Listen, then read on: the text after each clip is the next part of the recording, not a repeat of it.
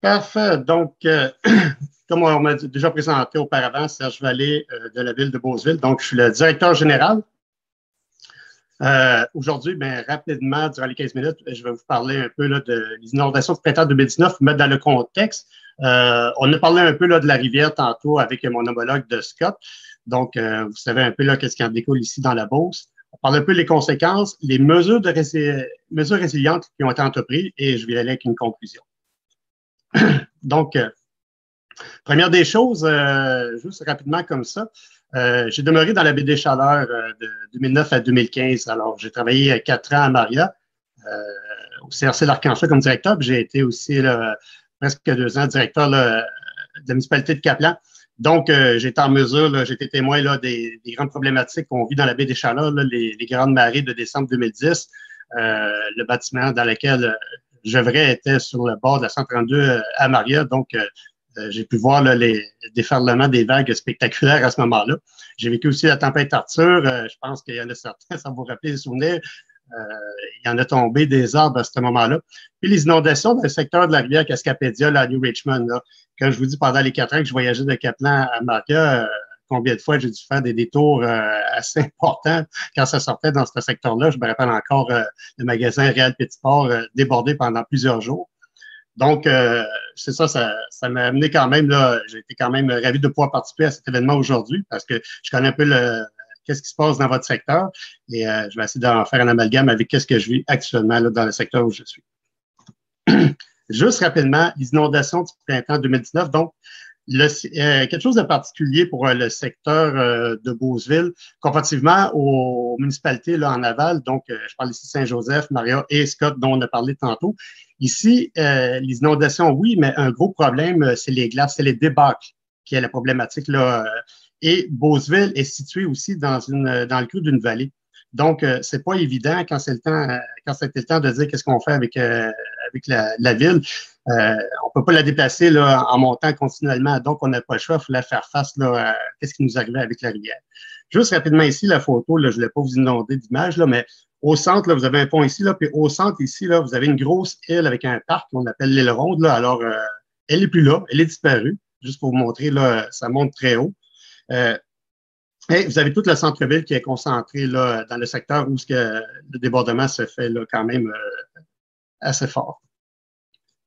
Donc, de l'autre côté, vous pouvez voir ici donc tout le secteur qui se trouve avec inondé.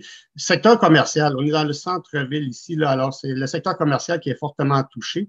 Et un peu plus loin, c'est le secteur résidentiel. En sortant du secteur commercial, c'est juste pour vous montrer ici, vous voyez un peu, là, j'ai fait un petit croquis, là, la largeur de la rivière en temps normal, puis jusqu'à où qu'elle peut sortir là, dans certains endroits là, à Beauceville. Ici, on est chanceux là, dans un secteur non résidentiel, là, donc la problématique est moins forte. Mais comme vous pouvez voir, c'est beaucoup une question de glace qu'on retrouve là, lorsque la rivière sort de son lit. Les conséquences qu'il y a eu là, rapidement, la dernière, je vous dirais la dernière 2019, mais on en a eu d'autres en 2016 et plusieurs années subséquentes. C'est 300 résidences et commerces qui ont été envahis par les eaux. À l'heure actuelle, il y a eu 80 démolitions et on a encore une trentaine qui s'en vient. Donc, c'est quand même beaucoup de bâtiments là, qu'on a dû là, qui ont été perdus là, suite à cette inondation-là. On parle de perte de revenus pour plusieurs commerces et départ de quelques-uns. Donc, oui, il y a des commerces qui ont quitté carrément la ville. Donc, ça paraît sur le développement économique. Juste au niveau de la valeur foncière pour la ville, c'est 10 millions qu'on perd directement là, à ce jour-là. Puis, comme je dis, il y a encore d'autres commerces et bâtiments là, résidentiels qui vont être détruits. Donc, ça a un impact sur le moral de la population. Puis, les coûts de réparation des infrastructures ont été très élevés. Je vais amener comme point l'hôtel de ville, qui est aussi là, qui se fait inonder dans une inondable un peu plus loin du secteur que je vous ai montré tantôt. C'est des coûts là, pour tout le monde. Oui, il y a les assurances, mais les assurances ne couvrent pas nécessairement tout. Donc, c'est des coûts directs, là, autant au niveau institutionnel, au niveau commercial qu'au niveau privé là, et résidentiel. À partir de là, quand on fait le tour de ça, bon, ben, c'est certain, plusieurs disent, bon, ben, c'est beau, on reconstruit et c'est fini là, mais on ne peut pas reconstruire comme ça, hein, on s'entend, le zones inondables, surtout que au cours des dernières inondations, le gouvernement a décidé de mettre en place des zones spéciales, où on refuse maintenant là, de permettre de la reconstruction, c'est certain.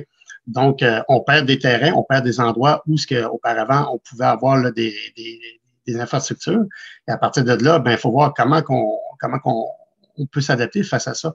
Quand je parle de la perte de terrain, comme je le dis, dans certaines municipalités en aval de Beauceville, c'est un peu plus plat que nous. Ils ont de l'espace pour reconstruire en s'éloignant de la rivière. Nous, notre problème, c'était que c'était difficile de s'éloigner de la rivière. Là, on est dans un creux de vallée, comme je vous ai dit là, auparavant. Et donc, on n'a pas le choix. On s'est dit, il faut y faire face. Il faut faire face vraiment au problème sans avoir à tout déplacer. Donc, il y a une étude de la situation qui a été faite. On a parlé dans les autres présentations avant. Là, il y a plusieurs études qui sont menées de part et d'autre. Donc, je ne vais pas aller dans ce créneau-là. Mais nous, c'est vraiment avec l'Université Laval, là, il y a beaucoup de choses qui ont été regardées. Et à partir de là, il y a des mesures de prévention et de protection qui ont été mises de l'avant parce qu'il fallait faire face aux défis. Et il y avait aussi tout ce qui était la reconstruction et la revitalisation qui devait suivre la problématique. Au niveau de l'intervention de l'Université Laval, quand ils ont fait leur étude, les grands points qui ont sorti, là, bien important, c'est que, comme je l'ai dit tantôt, il y avait l'augmentation des débits du volume d'eau dans les dernières décennies, puis surtout causée par les embâcles élevés, fréquentes et sévères. Donc, comme je le dis, la rivière Chaudière, pour certains qui ne savent pas, c'est un bassin versant. Il y a énormément de cours d'eau qui se déversent dans cette rivière. Donc, l'eau peut monter très rapidement, autant en hiver, mais même en été, quand il y a des précipitations là, de longue durée. Nous, en plus de ça, c'est les embâcles. De la manière que la rivière est faite et tout, il y a beaucoup d'embâcles qui se forment sur la rivière. On va y revenir un peu plus tard. À partir de là, il y a des mesures qui ont dû être prises par la Ville pour examiner les recommandations là, qui étaient avancées, puis qu'est-ce qu'on pouvait faire face à tout ça. Donc, la première des choses, on va montrer un peu plus tard, il y a eu la mise en place d'estacades, il y a eu l'intervention d'affaiblissement du couvert de glace. On a parlé de délocalisation puis de l'immunisation. On a parlé de dragage puis de surveillance des glaces. Quand on parle d'estacade, donc une des mesures là, qui a été avancée là, par l'Université Laval, c'était vraiment, il faut freiner un peu là, cet amoncellement de glace qui se forme là, sur la rivière. Donc, une estacade, il y en a deux qui ont été proposées. Une particulièrement avec laquelle on a décidé de travailler là, à l'entrée du centre-ville. Une autre qui devait être installée un peu plus en amont. Donc, sauf le problème, c'est qu'il y a des rapides. Puis en haut de ces rapides-là, on a une municipalité avant ça, qui est Notre-Dame-des-Pins. Cette estacade-là pouvait être une menace pour eux. Donc, on s'est concentré sur une pour l'instant. Une estacade, finalement, vous voyez ici la première image, là, en temps normal, l'estacade, on pense beaucoup à l'estacade qu'on voit proche des ponts. Là, c'est des structures là, de béton qui sont faites pour briser les glaces et empêcher les glaces de base de se former et ainsi former des glaces plus épaisses par la suite. Donc ici, l'idée de l'estacade, c'est un peu ça. C'est un gros câble qui a été développé là, en Europe, qui a été amené ici au Canada. C'est le ministère de la Sécurité publique qui a défrayé les coûts. Et à partir de là, pour conserver aussi le caractère porter attention au caractère environnemental, l'estacade, il y a des gros sapins, ça ne se voit pas comme ça, là, mais c'est des gros arbres, des sapins qui sont fixés sur ce câble-là. Ce câble-là est tiré d'un bout à l'autre de la rivière et comme effet d'empêcher la glace de base de se former et donc de former un couvert de glace plus épais.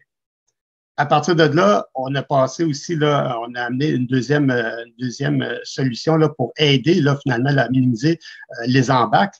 Donc, vous voyez à droite la grenouille, qui est une pelle amphibie. Donc, depuis 2 ans, celle-ci vient ici à Beauceville. Il y en a une là, il y en a une ou deux, je pense, qui fait le travail au Québec puis au Nouveau-Brunswick. Celle-ci a comme mandat de briser le couvert de glace. En temps normal, là, on vise à peu près là, une longueur de 5,5 km. Cette année, ça a bien été. La glace était moins épaisse que les autres années, donc elle a pu faire au moins 8 km. Et l'idée, c'est d'empêcher en brisant le couvert de glace, on l'affaiblit et on espère que celle-ci va se morceler plus facilement afin de s'évacuer plus facilement.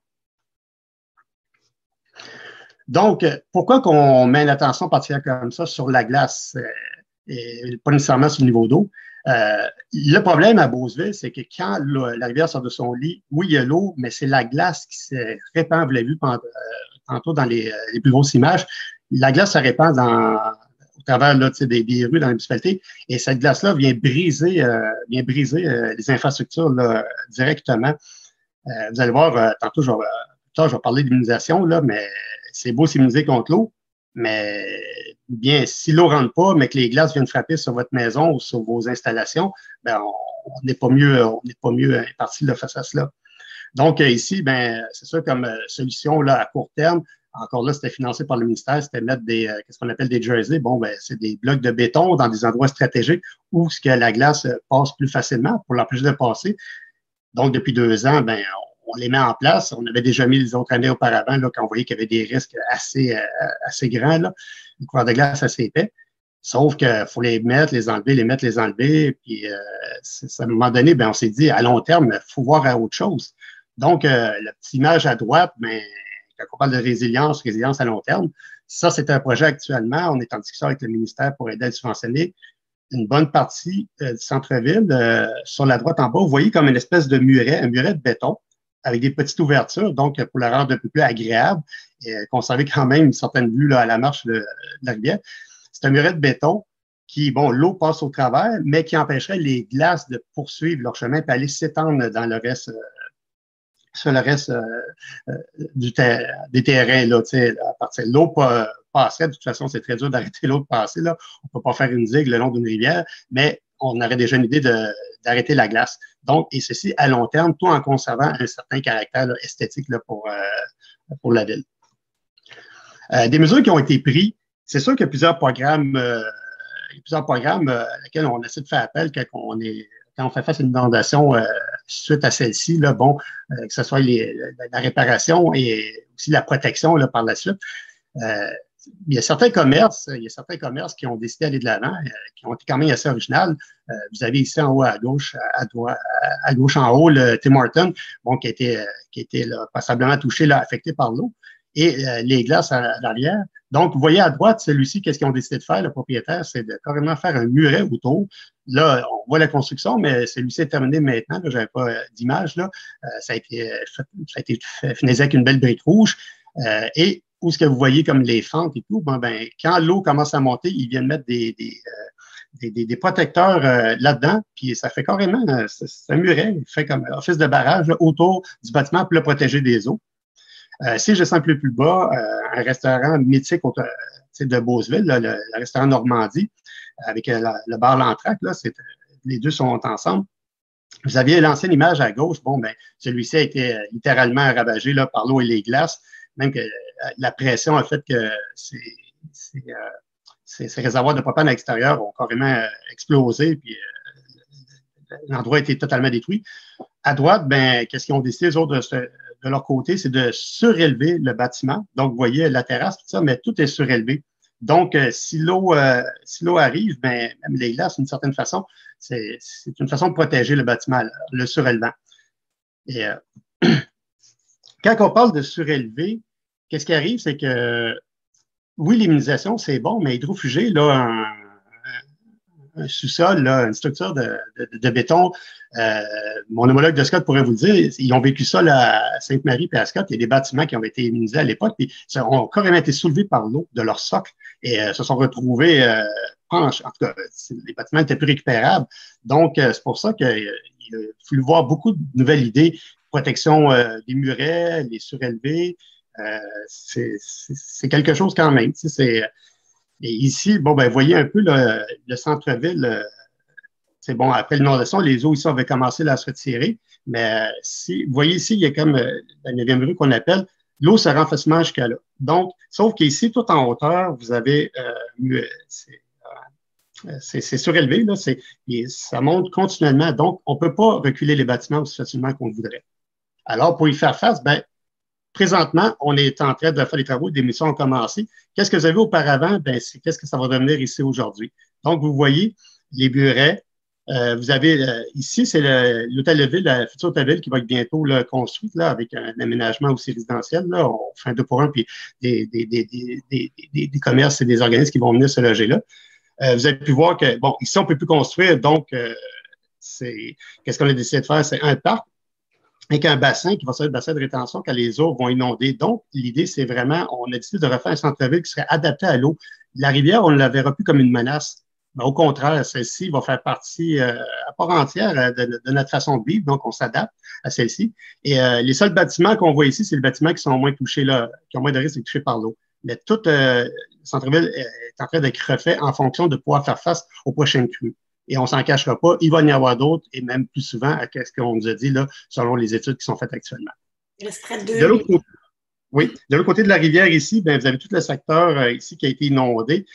Tout a été démoli. Donc, les glaces, vous voyez là, qui nous touchent encore. Moi, notre aile de ville actuelle est ici. Là, ça, c'est le secteur est là, qui est touché, puis le secteur ouest. Tout ce secteur-là est rasé pour faire place à un parc, finalement, avec quelques petits bâtiments qui vont communiser, et avec un bassin de rétention. Et le bâtiment ici, bien, il y a un comité qui s'est mis en place là, pour faire éventuellement là, un centre d'interprétation là, des débarques là, ici à Beauceville. Donc, on essaye de faire du positif avec du négatif. Donc, les interventions proposées dans le programme, rapidement, on pourra en parler tantôt si vous avez des questions. J'ai parlé de l'immunisation, la démolition, la relocalisation. Très difficile pour les entreprises d'avoir accès à ces programmes-là. Plusieurs entreprises que je vous ai montrées là, qui ont dû refaire face eux-mêmes, l'ont fait en payant de leur poche. Mais qu'est-ce qu'on a pu faire finalement? C'est l'immunisation. Bon, ben, il y a des problématiques qui venaient avec ça. Il y avait la démolition, beaucoup de démolitions qui ont été choisies par les gens. La relocalisation, très peu. Pourquoi? Parce que, comme je vous ai dit, on est dans une vallée, donc c'était dur d'amener les maisons autre part. Donc, il faut que les gens revoient ça d'une façon différente. En conclusion, rapidement, je vous dirais que bien qu'on est en mode reconstruction, il faut se poser des nouvelles questions. Là. Il y a des études qui se font encore. Et les prochaines questions à lesquelles on va plus s'attarder, là, c'est aussi tout le côté de l'aspect psychologique là, au niveau de l'affectation que les gens peuvent vivre avec ce débat-là. Et éventuellement, bon, ben, avec les changements climatiques, tout ce qui va se produire. Et on se pose beaucoup aussi la question sur l'éducation. On veut mettre l'emphase sur l'éducation dans les prochaines années auprès de la population et des gens là, au niveau là, de tous les risques et les problèmes qu'amènent les débâcles et les inondations.